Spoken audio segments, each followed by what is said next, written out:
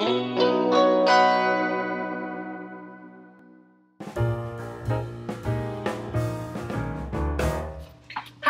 I'm Katie, and today I'm going to be talking about and making wedge salads. So wedge salad is a pretty common salad that you usually find in a steakhouse. It's got iceberg lettuce, blue cheese, and bacon, and then sometimes some other stuff, but those are your basic ingredients for wedge salad. It was really, really popular in the 50s and 60s, and then it fell out of popularity probably because many people weren't eating iceberg then. A lot of people still don't like iceberg because it doesn't taste like a whole lot. It doesn't have a whole lot of nutritional value, but it's great in a wedge salad. So first thing I'm going to do after I talk a little bit more is make my classic wedge salad, which is just like normal. But then I am going to make a salad that I found in this cookbook, Try This at Home by Blais. He's known for being an adventurous cook and remixing some classic stuff, so it's a fun one to go through. It was also nominated for a James Beard Award, so it's a good book. I just found out that he has another cookbook, which I haven't looked at yet, but I'm excited to check that one out too. So what I was inspired by in this book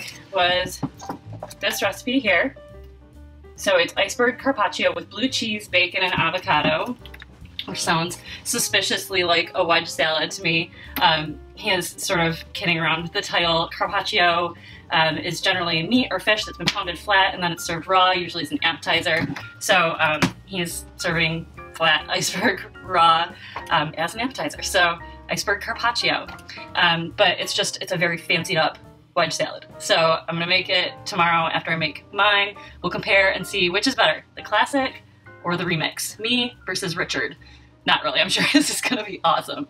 But let's just check out the differences. So, I will make my wedge salad for you. Got a head of iceberg lettuce, and I core iceberg lettuce is weird, I guess. Maybe somebody else does this, but just... Sorry if that was super loud. Bang it on your cutting board or hard surface and the core will just pull right out. So, I don't know, other people seem to think I'm strange for coring a wedge salad even and then coring it so violently. Anyway, so I'm going to take my head of iceberg lettuce and just cut it right in half. Alright, and then I'm going to cut it in half again. You can see that this is a wedge, and that is where the salad gets its name. The first thing that I like to do with my wedge salad is put some dressing on it, because it's such an odd sort of shape, the wedge, that a lot of toppings won't stick to it, and I think, you know, you can add the toppings to your fork later, but the looks nice. It just looks pretty if it's sticking to it. So a lot of times I will make my homemade blue cheese dressing for this. You can see me make that in buffalo chicken salad, that video, but today I'm not making homemade blue cheese for my salad because later on I'm gonna make Richard's homemade salad dressing. So I don't need that much salad dressing laying around. I'm gonna use what I have on hand, which is a classic Not to Be Not in Valley Ranch. And then I'm just gonna sort of drizzle it. Get some on the plate too. Make sure you got enough dressing for the whole inside. And then from there, just got some toppings. I have crumbled blue cheese. Gonna sprinkle that on top of there, and you can see how it's sticking to the ranch dressing a little bit. So nice. All right, some bacon that I cooked up earlier. This is just regular old grocery store bacon that I fried up in a cast iron skillet, just normal. And I've got kind of a lot, which is great. Oh, let's just put it all in there. Might as well. All right, then I have some green onions that I've chopped up into small pieces. We're gonna put those on top of here as well. Okay, I don't think I need quite all of those. Then I have some quartered cherry tomatoes. Something that you can do here if you want to make this a sweeter salad is you could use dried cherries. Get creative and make it a sweet wedge. I think I've seen that. Okay, my tomatoes didn't really stick. This one on top stuck.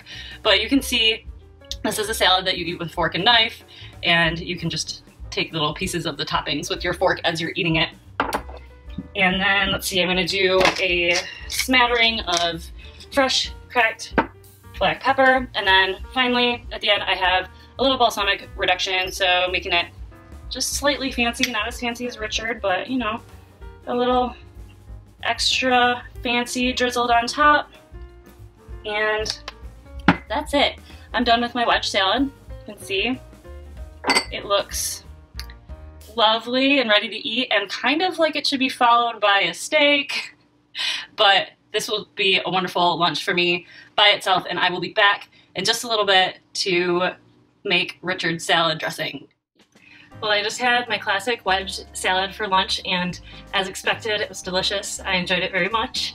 So now it's time to focus on Richard's Iceberg Carpaccio. One of the first things that I noticed when I started looking at this recipe was that 2 of the ingredients are actually recipes themselves. So we've got a half cup buttermilk herb dressing, see page 39, and a half cup shredded pressure cooker braised bacon, see page 45. So I'm gonna look at making the herb buttermilk dressing. Right now I have all my ingredients here, and I will be trying the pressure cooker braised bacon tomorrow, and I will say I'm just a little bit nervous about that. I don't use the pressure cooker a lot. In fact, I'm not sure that I've ever used the pressure cooker, and if I have, definitely not on my own, so that should be exciting. Anyway, let's flip over to this salad dressing here. It's buttermilk herb dressing. This recipe that I'm going to be making makes about 2 cups, and Richard describes this as very much like ranch dressing. He likes it not so much on salads, I guess, but on caviar and ice cream. The guy's a little weird, but you know, ranch dressing ice cream, I haven't tried it. Maybe it's good. Anyway, I have all of my ingredients here. It starts with a base of 1 cup low-fat buttermilk. This is regular fat buttermilk. I don't have low fat, so it'll be fine. Pour that into my bowl. I've got sour cream, half a cup. 2 tablespoons of red wine vinegar. 2 tablespoons of fresh squeezed lemon juice. I've got 1 tablespoon of honey. 1 garlic clove minced. Then we've got a tablespoon of minced fresh basil here. Toss that in there. Get all that good basil out of there. You've got about a tablespoon of fresh minced parsley going in there too, and our last fresh minced herb is tarragon. And I've actually been storing these on the counter in glasses of water over the last week, and they did really well storing that way. You can see that I still have some basil and parsley left. The tarragon didn't do quite as well, but I still got what I needed out of it after it's sitting on the counter for a week. What I really liked about it was the smell. I don't work with tarragon a whole lot, and so it just reminded me, I do really like the smell of it, and it made this corner of my kitchen just a little bit lovelier. We need a half a teaspoon of celery seeds, just a teaspoon, which fell down with the honey, kosher salt going in there, and then about a half a teaspoon of freshly ground black pepper. So I'll just kind of eyeball that. All right, that is everything that goes into Richard Blais's buttermilk herb dressing. Now I just need to whisk it all up. Try and get that little bit of sour cream off the side there. Let's see if you can see what that's looking like. I was starting to think that it looked a little pink, and I was like, why does it look pink? But it's my hoodie that's red is reflecting into this nice white bowl of dressing and making it look pink to me. So good, it's not actually pink because we didn't put anything that was pink in there. All right, so I have this glass jar, and the reason that I'm doing this now and not tomorrow when I make this salad is because all of these lovely herbs are going to infuse in the buttermilk and the sour cream, and it's just gonna all combine overnight and be much better tomorrow than it would be if I made it, or if I had it on salad today. Although, I bet it is really good, so I'm gonna taste it. It's just gonna be better tomorrow. It's a little sweet, sweeter than I expected, and I was kind of side-eyeing the addition of honey in this dressing, but I do think that flavors are gonna meld and it's gonna be a lot better tomorrow. Not that it's bad or anything, it's just a little sweet. All right, I'm gonna put it in my jar.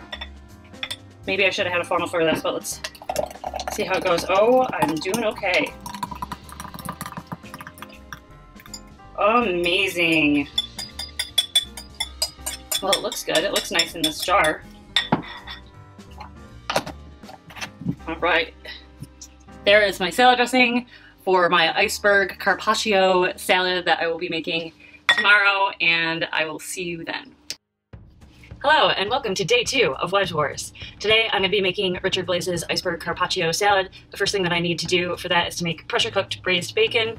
Last night when I was looking at this recipe, again, I realized that it calls for a slab of bacon, and what I have is thick cut bacon that's already been sliced. So what I'm doing here is I'm making it back into a slab of bacon by using some butcher's twine that I have to tie it back together. So I'm really hoping that it works.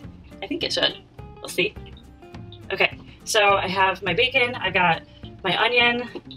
It's a whole yellow onion that's roughly chopped. I have a cup and a half of water, 2 sprigs of thyme, and I'm gonna put it all into the pressure cooker, which I have right here. All right, bacon in. Here goes my onion, thyme. I'm covering it all with the water. All right, I'm just gonna make sure it's all nice and even in there. I don't know that you'll be able to see in there, kind of. All right, everything's in. The onions are in the water. Here's my pressure cooker lid. Let's see if I can get this on. There we go.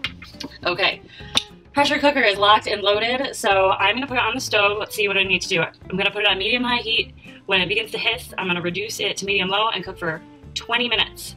So then I'll let the pressure subside, open it up, and then in order to prepare the bacon for the salad, I will put it in a small skillet and cook it on medium heat for 3 to 4 minutes while I'm stirring it often. So I'm gonna go ahead and do all of that, and I'll come back and let you know how it went.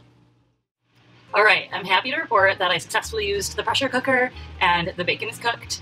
I made a bunch of it into bacon bits and saved some of that for later, and I also saved some of the bacon straight out of the pressure cooker to cook up for breakfast later in the week, because this recipe is, it serves 4, and I am just making 1.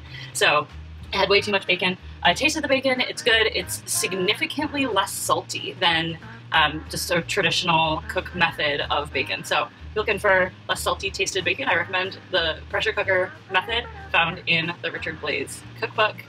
Try this at home. All right. So I'm going to assemble my Iceberg Carpaccio salad. He has some assembly instructions that don't necessarily match what the picture looks like. You can see the picture. I don't know how well you can tell, but there is dressing that is pooled underneath the salad, and he says to drizzle it on top. So I'm actually going to try and go with the picture more than the text. So I'm going to spoon some dressing here right onto the plates, the dressing that I made yesterday.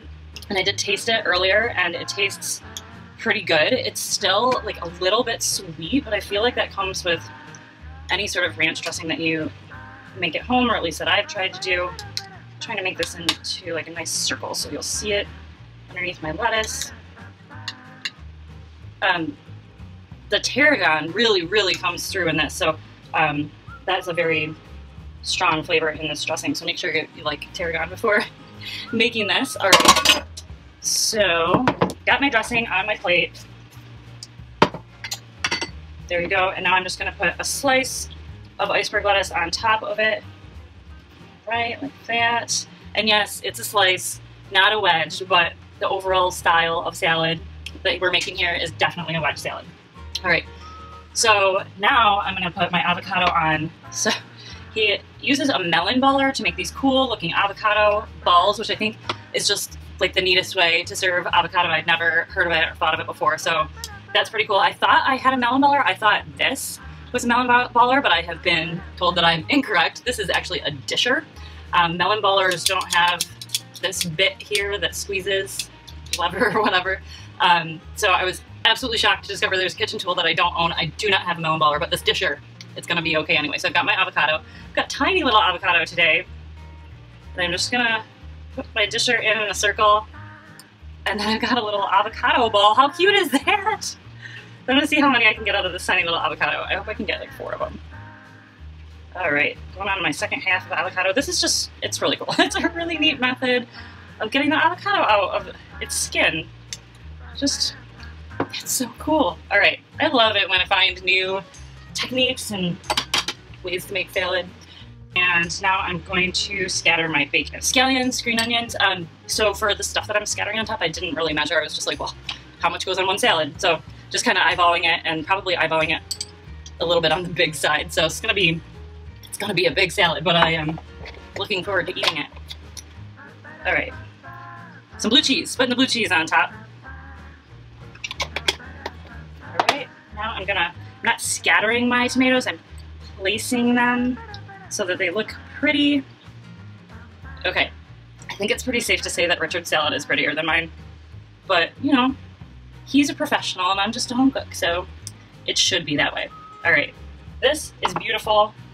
Just show you the other side so you can see how lovely this Iceberg Carpaccio with blue cheese, bacon, and avocado is. Thanks, Richard. I'm gonna go eat this and then I will give an ultimate verdict on who won the Wedge Wars. All right. Okay, I've just finished eating lunch, my Iceberg Carpaccio, and I have some thoughts. First is that I forgot to mention and put on my salad while I was filming salt and pepper. So I did remember before I ate it, so that was good, but don't forget your salt and pepper. You want to season your salad before you eat it. And so I thought it was pretty good. My biggest reservation comes from the dressing. I was just not the biggest fan of the buttermilk herb dressing from Richard Blais's cookbook. It was definitely the tarragon. There's too much in it for me. So for my taste, I would either, if I made it again, either reduce the tarragon or just take it out completely. I think I like the smell of tarragon, but not so much the taste. I'm gonna have to figure that out for myself. I have honestly not worked with it all that much, in case you can't tell. But there were some pros to the salad that Richard made as well.